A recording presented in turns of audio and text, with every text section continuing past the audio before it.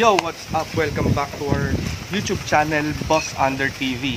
So, for today's vlog, guys, since malapit na ang Semana Santa mga Boss Under, pupunta tayo sa 7 simbahan na pwede mong puntahan dito lang sa Bulacan. So, alam naman natin tayong mga Pinoy, no? Kapag Semana Santa, nakaugalian natin na pumunta sa mga 7 simbahan para matupad ang ating kahilingan. So, kung medyo low budget ka o ayaw mo lumayo, kasi normally pupunta sila sa malalayong lugar, no, mga Boss Under. Pero kung dito ka lang sa Bulacan, hindi mo na kailangan lumayo. At ipapakita ko sa inyo na mga simbahan na pwede nyong puntahan dito sa Bulacan. So, ang una natin pupuntahan mga Boss Under, sa may Lulumboy, ang tinatawag nilang Korean Catholic Church, St. Andrew's Kim Dae-gun Catholic Church. So, pero bago ang lahat, guys, shout out ko muna yung mga ano natin dyan, mga Boss Under natin dyan, ang GMAC, Miss Lani, shout out sa iyo, Daryl Sika Tropa, shout out sa inyo. So, yun lang guys, samahan nyo ako, pupunta tayo sa mga simbahan na yan. Let's go!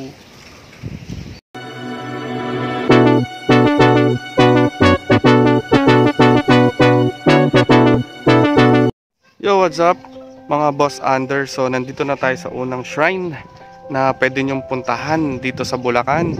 Ito ang isang Korean Catholic Church. Tinatawag nilang St. Andrew's Kim Dae-gun Shrine. Dito yan sa may Lulumboy, Bulacan. So, mga Boss Under, napakaganda dito, no? Ayan. So, medyo kakaiba dito kasi sabi nila ito daw ang first Korean Catholic Church dito sa Pilipinas. Matagal na pala dito sa Lulumboy, no? Ayan. So, pupuntahan natin yan mga Boss Under. Ganda ng tanawin ng mga ano ba sila dito, Boss Under? Mga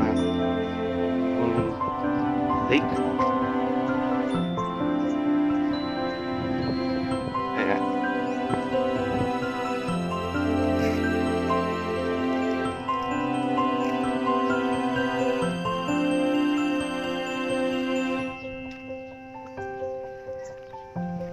Ito tayo sa loob mga Boss Under.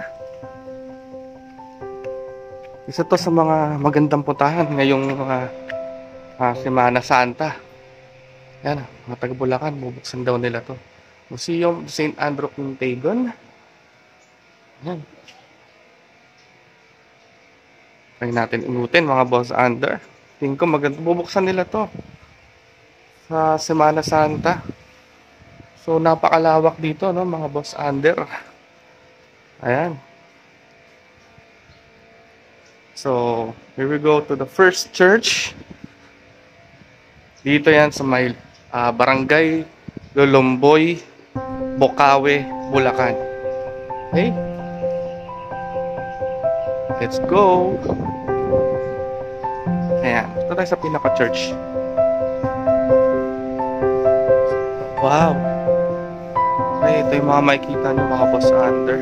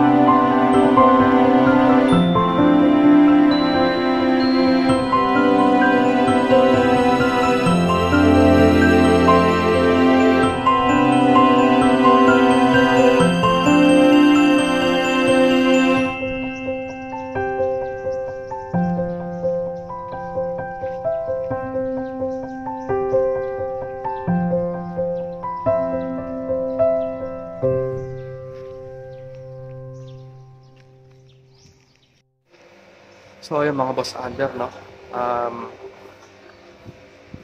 Dito sa may Lulumboy, merong isang Korean Catholic Church na maganda puntahan ngayon sa Semana Santa. So first stop natin dito. At napakaganda ng lugar dito. Napakaganda ng tanawin at napakaganda ng simbahan. Medyo kakaiba lang siya talaga. The way ginawa yung simbahan kasi parang first Catholic na Korean Catholic na pare, no, ang nagtayo niyan dito sa may Lulumboy, Bulacan. So ayan mga boss under, no, maganda ng simbahan dito sa approve, puntahan nyo dito. So mga boss under, nung pauwi na ako, no, galing sa lumang simbahan ng Korean doon sa St. Andrew's, Kintegon, nadaanan ko meron pala silang bagong parokya boss under. Dito lang din malapit sa may Lulumboy, sa pinakabungad. So pakikita ko sa inyo, mas bago siya mga boss under. Pwede din daw kayo ditong pumunta at may Station of the Cross daw dito sa likod. Okay, turbihin natin sila madam. Ayan, maganda rin yung simbahan nila. Ayan. Ito, ang bagong parokya ng St. Andrew's, Kintegon. Papakita ko sa inyo ang loob para alam nyo na pupuntahan.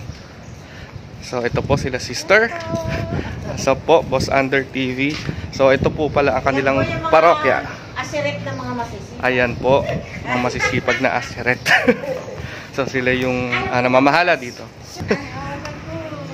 1984. 1984 po yung doon sa kabila, isa luma po. St. Andrew yun. Opo. Dito sa atin, 19. Ito din po ba? Matagal na rin ito.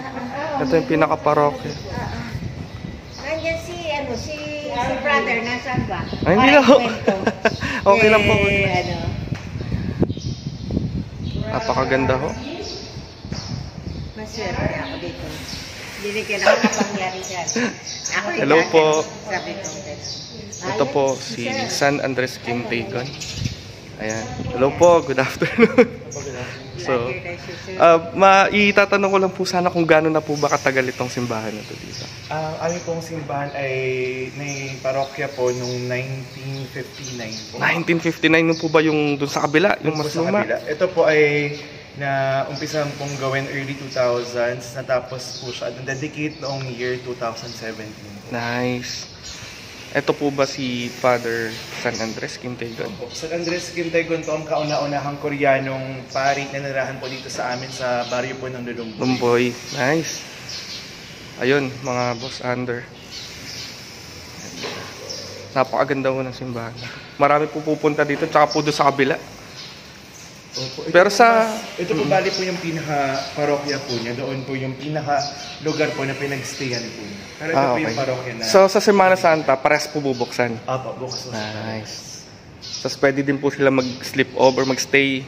Di ba ganun po normally ginagawa kapag Opo, yung buong ano lang po, hanggang 12 po. Yung habang nakatanghal po yung Santissimo.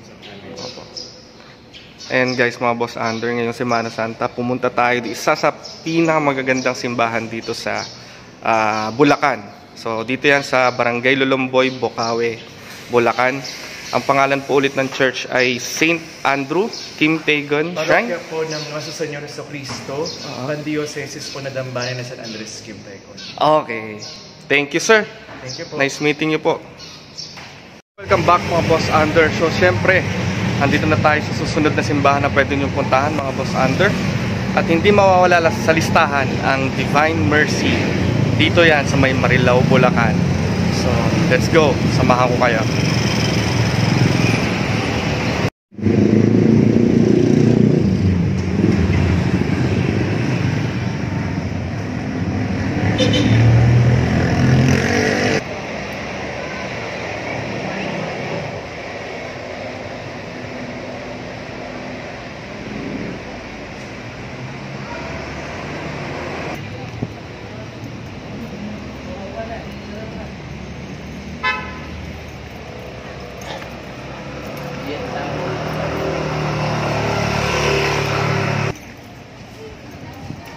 So ayun mga boss under. So dito tayo sa bandang baba sa may Divine Mercy. Ayan. Isa to sa mga luma, mga boss under, no? Mga luma, matatagal na simbahan dito sa Bulacan. At hindi talaga mawawala sa listahan pag Semana Santa o bisita iglesia ang Divine Mercy. Memorable din sa akin ang lugar na to, mga boss under.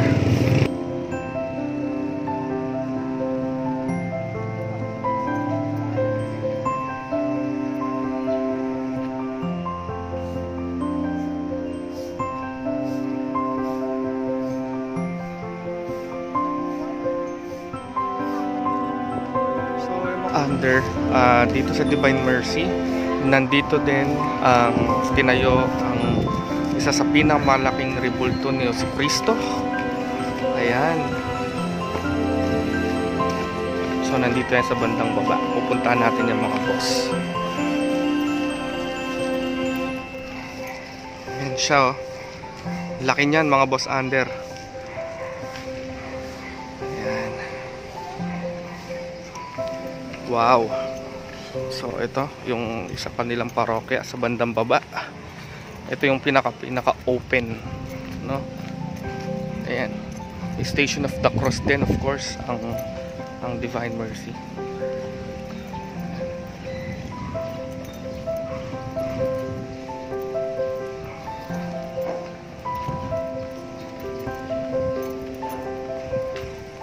Parokya.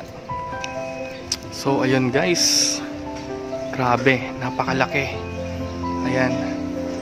Ganda ng tanawin. So again, dito yan sa Divine Mercy, dito sa Marilao, Bulacan, mga boss under. So ayun, mga boss under, welcome back. So nandito tayo sa Divine Mercy. So again, isa sa hindi mawawala sa listahan ngayong Semana Santa. So ayun, makikita niyo yung mga statue dyan ni Jesus Christ. Ayan. So against the light kasi hindi makita. So pagpupunta kayo dito, madali lang din. Every place naman nakikita sa Waze. I-Waze nyo lang is Divine Mercy, Marilao, Bulacan. So ayan, punta tayo doon sa unahan, mga boss under.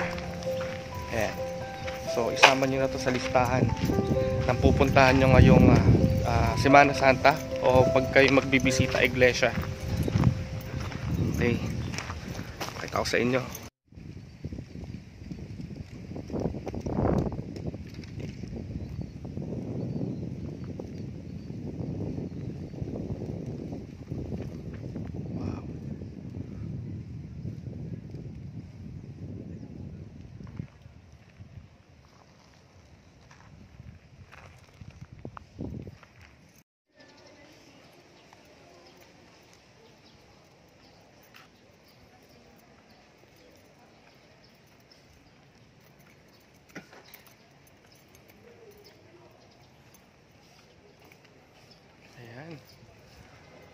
Mga boss under, akit na tayo ulit.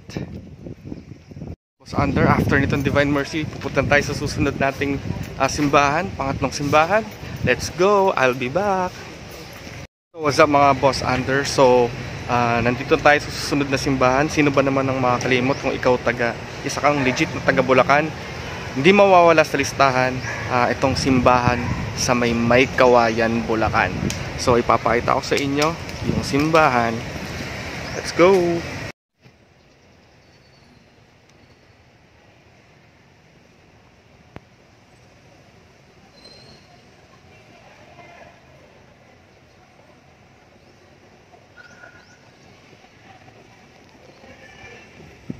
So ayan, mga boss under, punta tayo.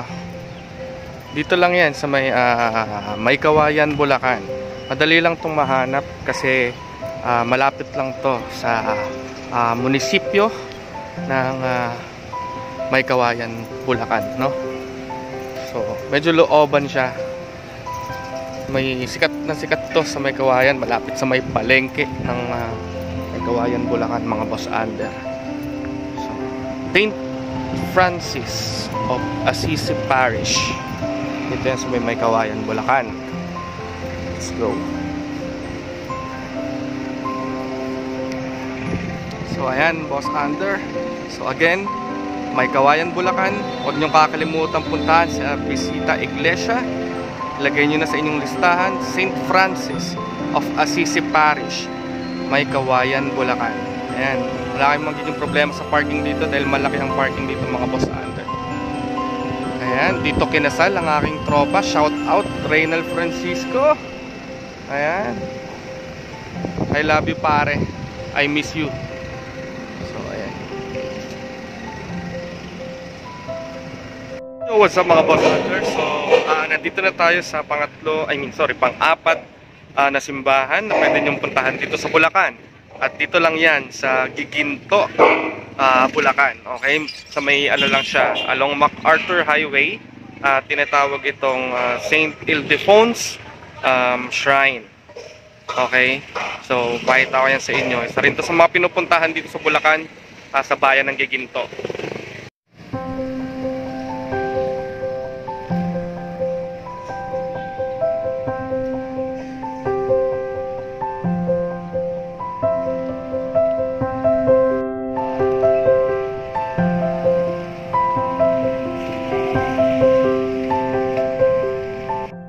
Once again mga boss under, ayan, Parish of St. Ildefonso of Toledo dito sa Giginto, Bulacan.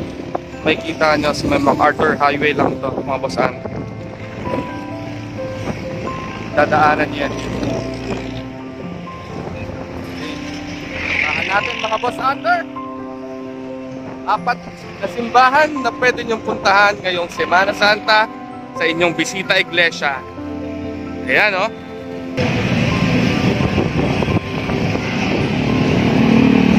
Boss under. Ayan. Ganda rin itong simbahan na to mga boss under. Wala din naman kayong problema sa parking dahil meron silang parking space dito kung pupunta kayo dito mga boss under. So silipin din natin sa loob.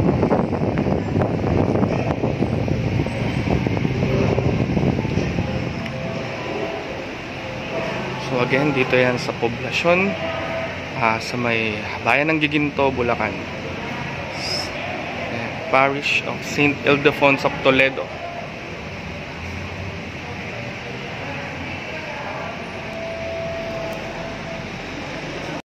So pang-5 simbahan dito yan sa parokya ni Santiago Apostol sa Barangay Poblasyon, Plaridel, Bulacan.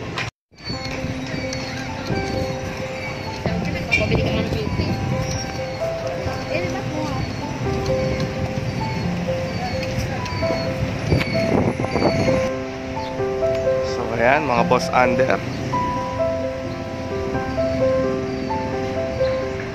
Okay, ito tayo sa simbahan. So wala rin problema dito sa parking mga boss under, no? Parang katulad siya ng simbahan ng Baruswain. Ganyan, no? Nasa harap yung parking niya. So wala kayong magiging problema pag pupunta kayo dito sa Semana Santa. Kung may mga dala kayong sasakyan, walang magiging problema. Okay? So, madali lang siya tuntunin. Sa may Plaridel, Bulacan lang siya. Pwede nyo nang isalang yan sa Waze. Parokya ni Santiago Apostol. Dito sa poblasyon, Plaridel, Bulacan. Mga under. So, isa sa mga magagandang simbahan at lumang simbahan. Mga boss under, ang schedule ngayong Semana Santa dito sa parokya ni Santiago Apostol.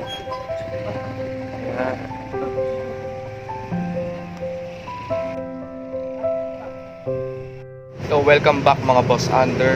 So going sa pang-6 na simbahan, hindi mawawala mga boss under ang Baruswain Church dito sa Malolos, Bulacan. Okay, so isa ito sa mga sikat at pinakalumang simbahan sa lalawigan ng Bulacan. At isa to sa pinakamaganda at historical na simbahan sa Malolos, Bulacan. So pang-6 na natin simbahan dito at isa rin to sa talaga sa mga pinupuntahan ng mga nagbibisita iglesia kasi again itong ang simbahan na ito mga boss under ay historical, no? Ayan, madali lang tumatunton, bayan lang ng Malolos. Again, search nyo lang sa Waze mga boss under at masiguradong matatagpuan nyo rito. Okay, papakita ko sa inyo. Ililipot ko kayo dito sa Baruswain Church. Let's go.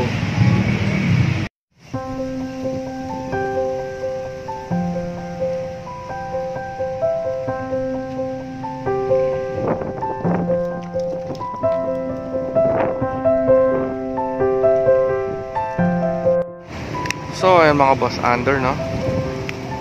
Ayan. Napakagandang simbahan. Puntahan nyo to sa darating na Semana Santa pag kayo'y magbibisita iglesia mga boss. Ayan. So again, walang problema sa parking. Kasi normally pinoproblema ng mga nagbibisita iglesia. Since napakaraming tao pumupunta sa simbahan mga boss, nauubusan ng parking, no? Nahihirapan, traffic. Tapos pagdating mo sa simbahan, wala pang mapaparkingan dahil punong-puno. So I guess dito, malaki ang parking dito. So hindi tayo mahihirapan. So again, itong Baruswain Church, isa sa mga pinakalumang simbahan dito sa Bulacan, sa Malolos, Bulacan. Okay? Wow, dito oh. Church of Baruswain. Yo, welcome back mga boss under. So nandito na tayo sa huli at ikapitong simbahan na pwede nating puntahan ngayong Semana Santa. At ito ang tinatawag nilang Our Lady of Lourdes Parish o Grotto. At dito yung matatagpuan sa San Jose del Monte, Bulacan.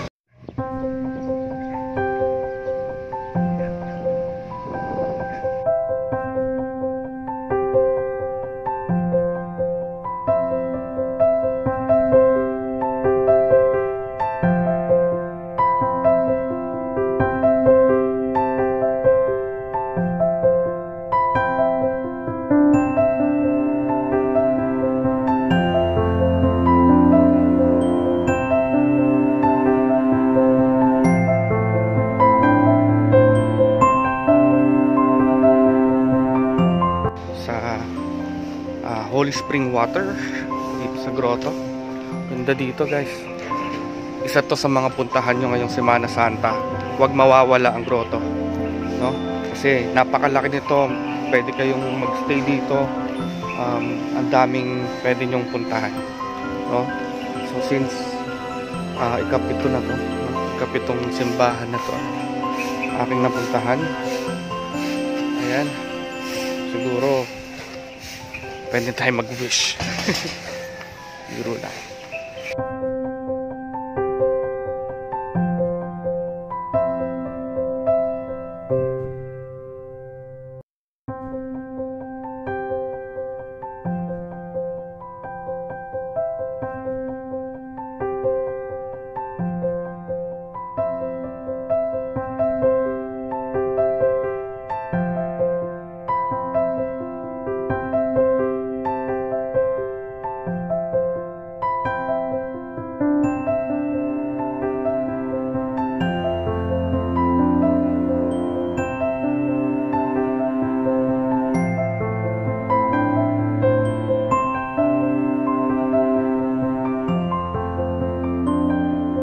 So ayun mga boss under, natapos na natin ang ating journey sa pagpunta sa pitong simbahan dito sa Bulacan. Naway nakatulong ako sa inyo. Ilalagay ko sa description yung mga pangalan ng simbahan na pwede nyo puntahan dito sa Bulacan para mas madali nyong mahanap sa Waze or sa Google Maps.